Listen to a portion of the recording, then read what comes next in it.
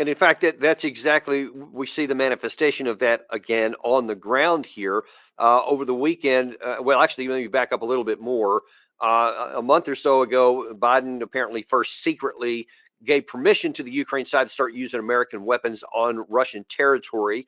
And then over the weekend, one of those weapons either malfunctioned, was partly shot down, or was actually targeted. Who can say? On Russian civilians on the beach at Sevastopol. Now, in the immediate aftermath, the U.S. ambassador was summoned to the Kremlin to give a very stern representations and threats that Russia is going to react to it. And when the State Department official was asked about what happened, here's what Matt Miller had to say. I've seen the comments from the government of Moscow. I think they pertain to the reported strike in Crimea. I will just tell you what the ambassador said when she met with the Russian Foreign Ministry, and that is, of course, that we lament any civilian loss of life in this war. We provide weapons to Ukraine so it can defend its sovereign territory against armed aggression. That includes in Crimea, which of course is part of Ukraine. And Russia could stop this war today and end the suffering caused by the war Russia launched today if it would stop its occupation of sovereign Ukrainian territory and stop launching attacks on civilians. So in that right there, he literally expressed no genuine sorrow for the civilians who were killed on that. Just kind of this categorical, well, we don't like civilians getting hit. No worries about that. No comment at all. The fact that it was a U.S. weapon reportedly that caused it. And I think the key thing is there no comment at all that there's going to be any changes in the policy. We're going to keep doing it. Well, the thing is, Danny, I think we have said all along that the Ukrainians can use the ATACMS missiles inside of what used to be all of Ukraine before 19 or before 2014. Okay, 2014 is when the Russians took Crimea. So we have long said that using ATACMS against Crimea, and that's where this attack this past Sunday took place, is acceptable. And the administration has now said, this is the Biden administration, has now said that they can use ATACMS to attack Ukrainian forces right across the Russia-Ukraine border. So that's a very important threshold that we've crossed there. We're saying that the Ukrainians can use the ATACMS as long as it's just across the Russo-Ukrainian border. The really key issue here is whether at some point we give the Ukrainians the green light to use the ATACMS for deep strikes into Russian territory. And if we do that, that will be a truly serious escalation. The Russians have not retaliated given the limited strikes into the Russian territory that lies just on the other side of the Ukrainian border. And the attacks in Crimea, the only reason they have caused such a kerfuffle is because civilians were killed. And so you have to be very careful to discriminate between the different kinds of attacks with these ATACMS missiles, which are clearly American supplied weapons. Yeah, and we saw immediately aftermath that Dmitry Peskov here, the Kremlin spokesman, as well as the I saw earlier.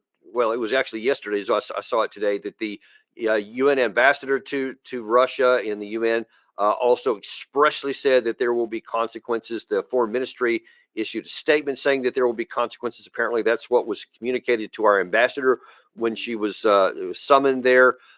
So, what do you, first of all, how do you think that, what is the range of possibilities of what Russia could do? And then, of course, the possibility of what would we do in retaliation to that? I would just preface my comments by saying that it's important to understand that there is a lot of criticism inside of Russia of Vladimir Putin for not being tough enough in terms of waging this war. So there is pressure on him to counterattack, to go back at the United States for what happened from all sorts of people, respected people in the Russian blogosphere, and also a number of established figures in the Russian foreign policy elite. Putin has really not, as I like to say, turned the dogs loose yet. And there are a number of people who would like to do that. And at some point, he may be forced to do that. It's hard to say exactly what he will do in terms of retaliation. The way I think of this, Danny, is you never want to lose sight of what your principal goal is when you wage a war. And your principal goal here is to defeat the Ukrainians on the battlefield and to get some sort of peace settlement that you find satisfactory. And at the same time, if you're the Russians, you want to avoid escalation. You do not want to end up in a war with NATO, and you especially don't want to end up in a war with the United States. So you have to be very careful that you pursue the right policy so that you can achieve both of those goals. And I think that given the way Putin has waged the war, they are doing very well on the battlefield. And they have done an excellent job from a Russian perspective of not causing escalation, despite the fact that it's clear that the Ukrainians would like to drag NATO and especially the Americans into the fight. There's no question about that. And we have to be aware of that all the time. Zelensky wants us to come into the fight. And again, the Russians don't want us to come into the fight. And the Russians are doing very well on the battlefield. So I think if they do retaliate, it will be a measured retaliation. They may shoot down some drones of ours out over the Black Sea or something like that. They may go after some Western targets inside of Ukraine in ways they haven't in the past.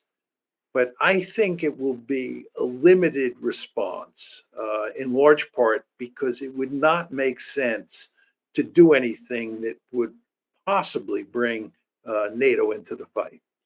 Uh, Gary, do we have that clip from Jack Keane talking about he wants to? He said, "Okay, I want to show you something here because this is something that there is pressure on the United States from a lot of the regular suspects about people who want to push more and more into Russia, that they want to defeat Russia, etc."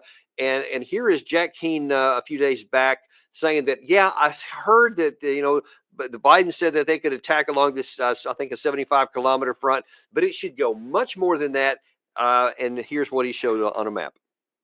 The administration isn't coming clean about what's actually happening here. You see that bright red area there across from Ukraine? That is where we can fire HIMARS, or what they call guided multiple rocket launchers, into that. That's 75 kilometers into that. But see all the gray area outside of that? That's the Russian sanctuary where we cannot fire. That's all Russian territory. All the air bases that Russia is using to bomb Ukraine are largely in that area. Those are those little white circles there. Their ground bases, their logistic bases are all in that area. And the administration has told Ukraine they cannot fire the weapons that we've given them. That is absolutely makes no sense.